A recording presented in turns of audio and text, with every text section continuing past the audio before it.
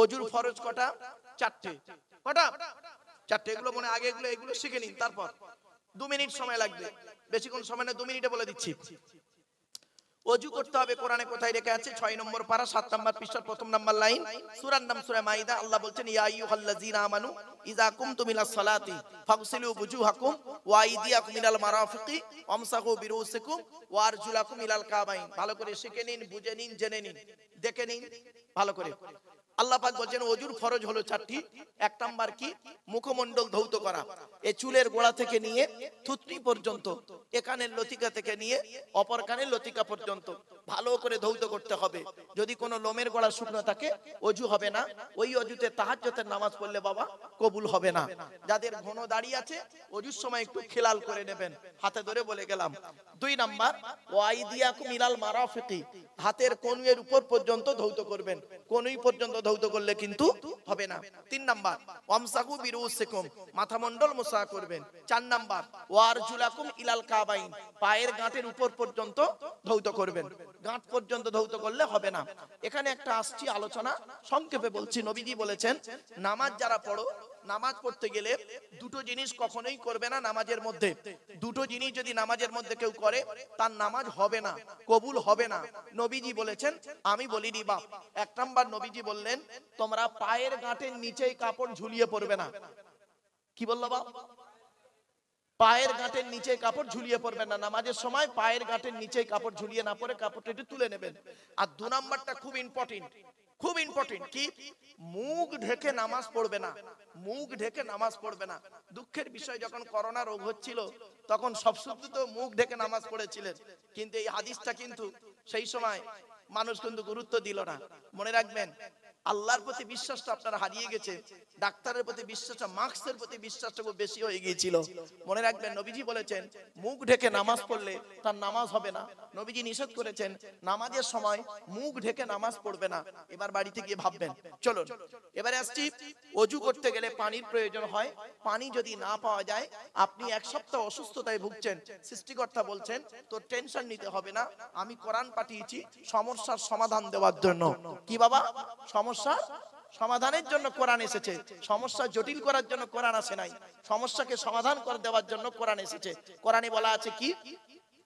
Wine কুনতুম মারদ, যদি তোদের রোগ হয়, আও আলা সাফারি, অথবা তোরা যদি কোনো জায়গায় বেড়াতে যাস, আও জা আহদুম মিনকুম মিনাল গায়িতি, অথবা তোরা যদি পেশাব পায়খানা থেকে আসিস, আওলা মাসতুমুন নিসা, অথবা তোরা যদি স্ত্রী সঙ্গম করিস। কোরআন বলছে ফালাম তাজিদু মাআন, যদি পানি না পাওয়া যায়, ফাতায়াম্মামু, তায়াম্মুম করে নিবি। কিসের দ্বারা তায়াম্মুম করবি বান্দা? সাঈদান তাইয়িবান, পাক মাটি দ্বারা তায়াম্মুম করবি। কি সুন্দর কোরআন বলছে দেখুন, পাক মাটি দ্বারা তায়াম্মুম করবি। তায়াম্মুমের ফরজ কটা? 3টি। 1 নাম্বার কি? নিয়ত করা। 2 নাম্বার কি? মুখমণ্ডল মোসা করা, ফামসাহু বিউজুহিকুম। 3 নাম্বার ওয়াইদিকুম, হাত মোসা করা। ওযু হয়ে গেল, তায়াম্মুম হয়ে গেল।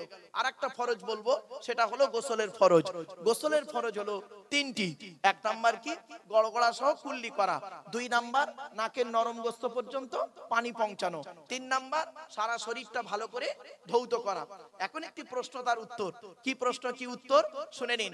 আল্লাহ নবী মেরাজে গিয়েছিল, নাম শুনেছেন বাবা? শুনেছেন আপনারা? বাহ।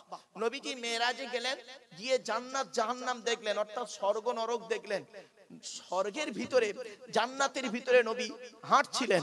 হাঁটতে হাঁটতে হঠাৎ একজনের জুতোর আওয়াজ শুনতে পেলেন নবী। জান্নাতের ভিতরে একজনের জুতোর আওয়াজ শুনতে পেলেন। তো নবীজি মনে মনে বলছেন, জান্নাতের ভিতরে, স্বর্গের ভিতরে জুতোর আওয়াজ কার রে?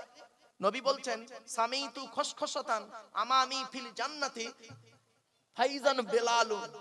নবী বলছেন জান্নাতের ভিতরে যখন হাঁটছিলাম, একজনের জুতোর আওয়াজ শুনতে পেলাম, ঘুরে তাকিয়ে দেখি বেলালের জুতোর আওয়াজ। নবীজি বেলালকে প্রশ্ন করেছিলেন, পৃথিবীতে এসে বেলাল, পৃথিবীতে কি এমন কাজ করো তোমার জুতোর আওয়াজ আমি স্বর্গে শুনতে পেলাম? তখন বেলাল বলেছিলেন, হে নবী, আমি তেমন কিছু করতে পারি না, দুটো কাজ করি। 1 নাম্বার, জীবনে কখনোই কোনো সময় বেশিক্ষণ নাপাক অবস্থায় থাকি না। নাপাক অবস্থায় থাকি না। দেহ থেকে নাপাক হয়ে গেলে দেহ সঙ্গে সঙ্গে অজু গোসল তায়াম্মুম করে পাক হয়ে যায়, যে কোনো একটা করে। তারপরে কি করো?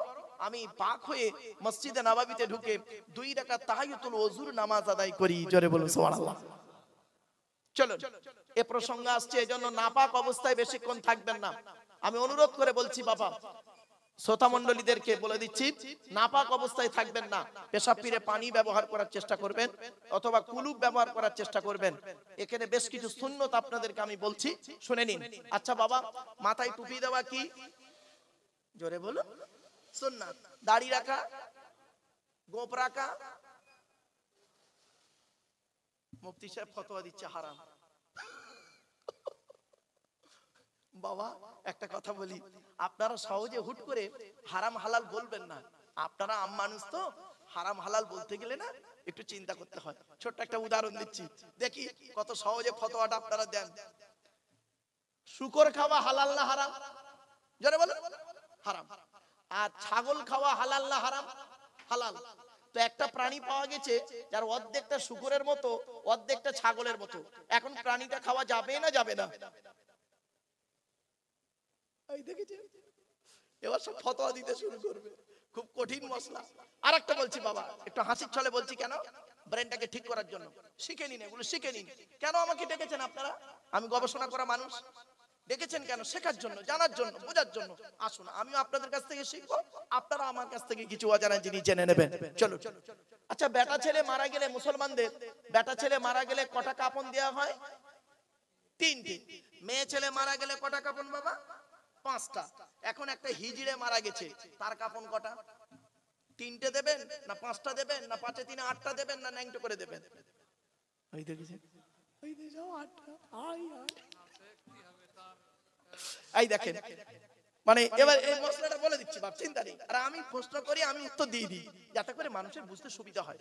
কেন? একটু একঘেয়ে ওয়াজ শুনলে না ব্রেনটা একটু একঘেয়ে হয়ে যায়।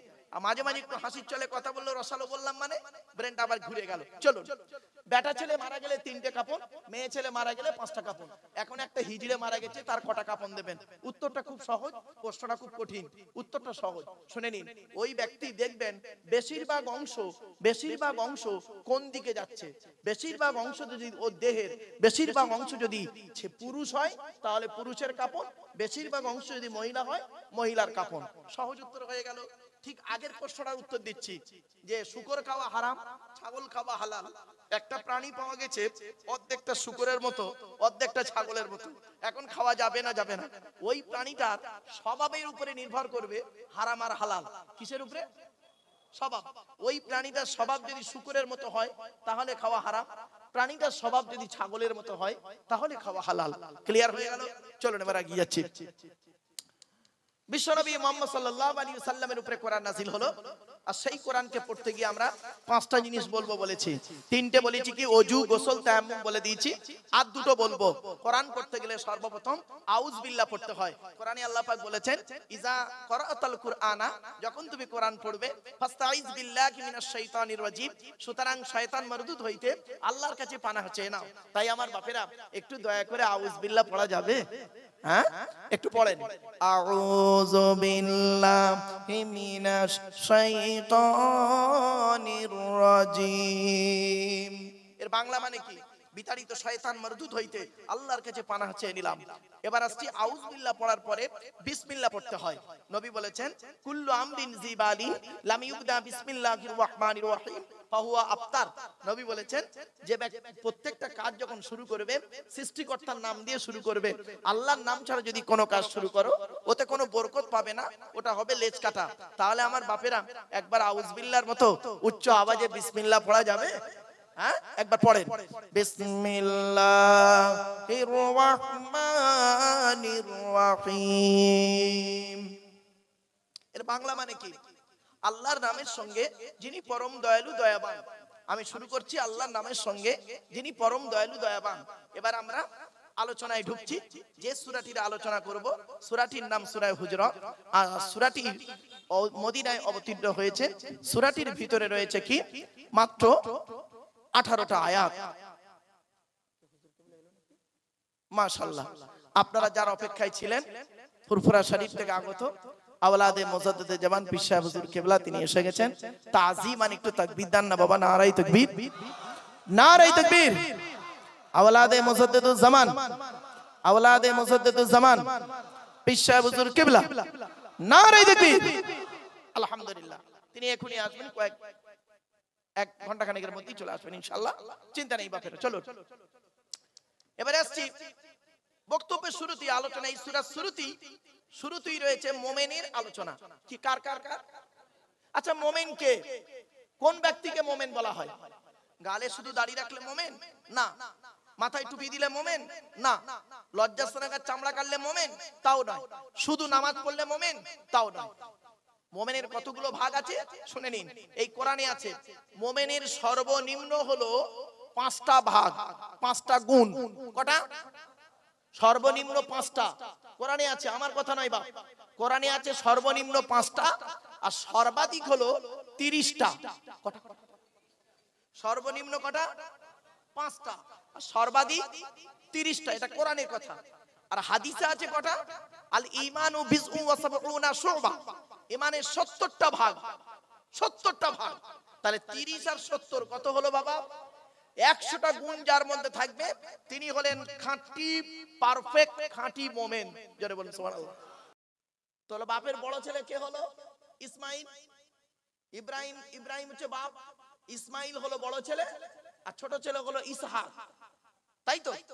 কোরআনে যেখানেই পড়বেন, কোরআন শরীফ যারা পড়েন বাপেরা, কোরআন পড়তে গেলে সমস্ত জায়গায় লেখা আছে, যেখানে ইব্রাহিম নবীর কথা সেখানে লেখা আছে শুনে দিন, ওয়া ইব্রাহিমা ওয়া ইসমাঈলা ওয়া ইসহাকা। প্রথমে ইব্রাহিমের নাম বাপ, তারপরে ইসমাইল, তারপরে ইসহাক। কোরআনের কোন জায়গায় লেখা নেই ইব্রাহিমের পরে ইসহাকের নাম। সব জায়গায় আছে ইব্রাহিমের পরে ইসমাইল, তারপরে ইসহাক। কারণ ইব্রাহিমের বড় ছেলে ইসমাইল, আর তার পরে হলো ইসহাক, ছোট ছেলের পরে নাম। এখান থেকে বোঝা যায় বাপের পরই স্থান হলো বাপের বড় ছেলের। কিছু বুঝতে পারছেন না? এবার দেখেন বাপের বড় ছেলেটা বাপ মারা যাবার পর বড় ভাই কি করে, কি হিন্দু কি মুসলিম, বড় ভাই কি করে দেখবেন, খুব পরিশ্রম করে ছোট ছোট ভাইদেরকে লালন পালন করে, ঠিক না বেঠিক? আর ছোট ছোট ভাইরা যখন একটু বড় হয়ে যায়, ওরা যখন একটু ব্যবসা বাণিজ্য করে ফেলে না, তখন বড় ভাইকে কি বলে জানেন? তুই আমাদের জন্য কি করেছিস, ঠিক না বেঠিক? এরকম বেঈমান ভাই অনেক আছে, নেমোখারাম ভাই হিন্দু মুসলমানদের মধ্যে অনেক আছে। দেখবেন বড় ভাই সারা জীবন করে গেল, তার কোনো নাম নেই, ছোট ছোট ভাইরা বড় হয়েই বলছে বড় ভাইকে, তুই আমাদের জন্য কি করেছিস, তুই কি করেছিস। ব্যাস, দুই কাঁধে দুই ফেরেশতা আছে, সাক্ষী আছে। চলো, বড় ছেলের নাম হলো কাসেম, মেজ ছেলের নাম হলো তাহের বা তৈয়েব, তাহের বা তৈয়েব। ছোট ছেলের নাম হলো ইব্রাহিম, মুহাম্মদ সাল্লাল্লাহু আলাইহি ওয়াসাল্লামের ছোট ছেলে। মারিয়া কিপ্তিয়ার গর্ভে এসেছিল। নবীর 4টে কন্যা। কে কে? বড় মেয়েটার নাম জয়নাব, মেজ মেয়েটার নাম উম্মে কুলসুম, সেজটার নাম হচ্ছে রুকাইয়া, ছোটটার নাম হলো ফাতেমা, যার সঙ্গে নবী আলীর বিবাহ দিয়েছিলেন। ক্লিয়ার? এবার আসছি নবীর উপরে নাজিল হয়েছে কোরআন। কোরআনে পরিচয়টা কি? কোরআন আল্লাহর তরফ থেকে জিবরাইলের মাধ্যমে হযরত মুহাম্মদ সাল্লাল্লাহু আলাইহি সাল্লামের উপরে আরবের মক্কা নগরের নিকটবর্তী একটি গুহাটির নাম হলো হেরা, হেরা নামক গুহাতে 610 খ্রিস্টাব্দে 1 ফেব্রুয়ারি সোমবার কোরআনের প্রথম আয়াত নাযিল হলো। কি? ইকরা, রিড, পড়ো পড়ো পড়ো। কোরআনের প্রথম বাক্য হলো পড়ো পড়ো। দুঃখের বিষয়, এই কোরআনে লেখা আছে 82 জায়গায় নামাজের কথা। কত জায়গায়? 82 জায়গায় নামাজের কথা আছে, আর লেখাপড়ার কথা কোরআনে আছে 92 জায়গায়। তো কোন সংখ্যাটা বেশি বাবা, 82 না 92? এ মুসলমান লেখাপড়ায় পিছিয়ে, এরা গবেষণায় পিছিয়ে। কি নেবেন কোরআন থেকে? সবই রয়েছে কোরআনের ভিতরে। ভৌত বিজ্ঞান নেবেন, কোরআনে আছে। জীবন বিজ্ঞান নেবেন, কোরআনে আছে। জিওগ্রাফি ভূগোল নেবেন, কোরআনে আছে। পরমাণু বোমা নেবেন, কোরআনে আছে। মিসাইল নেবেন, কোরআনে আছে। সবই রয়েছে কোরআনের ভিতরে। কিন্তু আমরা কোরআনটাকে নিয়ে গবেষণা করি না। আমরা কোরআনটাকে ব্যবহার করি মুসলিমরা বেশিরভাগ তেল পোড়া, পানি পোড়া, ওয়াজ করা, খতম পড়া, তাবিজ মোড়া, এই কাজেই আমরা কোরআন ব্যবহার করি, আর অন্য কোনো কাজে ব্যবহার করি না। আমরা গবেষণা করতে পারি নাকি? আমরা গবেষণা করার চিন্তা ভাবনা আমাদের মধ্যে নেই। আর কোরআন কি নিয়ে গবেষণা করছে কারা? ওই ঠান্ডা করে বসে বসে কোরআন কি নিয়ে গবেষণা করছে। চলো, আজ আমরা বেশ কিছু কথা কোরআন থেকে নেব। আজকে আমরা যে আলোচনাগুলি করব শিক্ষণীয় আলোচনা। এবার আসছি কোরআনের যে সূরাটির আলোচনা করব তার পরিচয়টা দেওয়ার আগে কোরআনের ভিতরে কি আছে একটু শুনে নিন। কোরআনের ভিতরে আছে 30টা পারা। কটা কটা কটা? 30টা পারা, 540টা রুকু, 114টা সূরা, 14 থেকে 15 খানা সাজদা, 7টা মানজিল, 8 থেকে 12 খানা সাক্তা, 6666টা আয়াত, কেউ বলেছে 6236টা, 6666টা আয়াত, 3,23,215টা অক্ষর। এ কোরআন 22 বছর 9 মাস কয়েকদিন, কম বেশি 23 বছর ধরে কোন ঘটনাকে কেন্দ্র করে, কোন ব্যক্তিকে কেন্দ্র করে, কোন বস্তুকে কেন্দ্র করে কোরআনের আয়াতগুলো নাযিল হয়েছে। এই কোরআনের ভিতরে 6666টা আয়াত 12,000 জায়গায় নাযিল হয়েছে। জোরে বলুন। আমরা কটা জায়গার নাম জানি? মক্কা আর মদিনার নাম জানি, আর তো জানি না। এজন্য বাপেরা, কোরআনের আলোচনা যিনি করবেন, কোরআনের তাফসীর যিনি করবেন, কমসে কম তার 25 রকমের জ্ঞান থাকতে হবে। কত রকম? 25 রকমের জ্ঞান যার মধ্যে থাকবে, ওই লোকটা কোরআনের তাফসীর করার যোগ্যতা রাখে। কি কি? ইলমুন নাহু, ইলমুস সরফ, ইলমুল বালাগাত, ইলমুল বায়ান, ইলমুল বাদি, ইলমুল ইমলা, ইলমুল ইশতিকাক, উসুল, উসুলের সমস্ত দিক, হাকিকি, মাজাজি, ইবারাতুন নাস, ইশারাতুন নাস, দালালাতুন নাস, ইক্তিজামুন নাস, আম, খাস, মুতলাক, মুকাইয়াদ, সারি, কেনায়া। সাথে সাথে জানতে হবে এই আয়াতের শানে নুজুল, এই আয়াতটা কোন ঘটনাকে কেন্দ্র করে অবতীর্ণ হয়েছে, সেই ঘটনাটা জানতে হবে। এই আয়াতটা নাসিক না মানসুখ জানতে হবে। এই আয়াতের পিছনে সহি হাদিস কি আছে জানতে হবে। সেই হাদিসটা সঠিক না বেঠিক, জয়ীব, গরিব, মওযু, মকতু, এগুলো জানতে হবে। খবরে মুতাওয়াতির, খবরে মাশহুর, খবরে ওয়াহিদ জানতে হবে। সাথে জানতে হবে যিনি কোরআনের তাফসীর করবেন তাকে মুমিন হতে হবে। ফাসিকের তাফসীর শরীয়তে জায়েজ নয়। কোরআনের তাফসীর কোরআন দিয়ে হবে, কোরআনের তাফসীর হাদিস দিয়ে হবে। মন গড়া যদি কেউ তাফসীর করে তার ঠিকানা হবে জাহান্নাম। নবী বলেছেন, মান ফাসসারাল কুরআনা বিরাইহি ফালিয়াতাওয়াহু মাকআদাহু মিনান নার। যে ব্যক্তি কোরআনের ব্যাখ্যা মন গড়া করবে নিজের থেকে, তার ঠিকানা হবে জাহান্নাম। এত সহজ, এত সহজ। খোলাপতার মানুষ মসজিদের সামনে কোরআনকে নিয়ে বসেছি একটি সূরার সংক্ষিপ্ত আলোচনা করতে। মনে রাখবেন, এই গোটা কোরআনের আলোচনা সুযোগ শোনার সুযোগ আমরা হয়তো পাবো না। সূরার শুরু থেকে শেষ পর্যন্ত সংক্ষিপ্ত আলোচনা শোনার যেন সুযোগ আল্লাহ দেয়। বলুন আল্লাহুম্মা আমিন। আমার বাপেরা,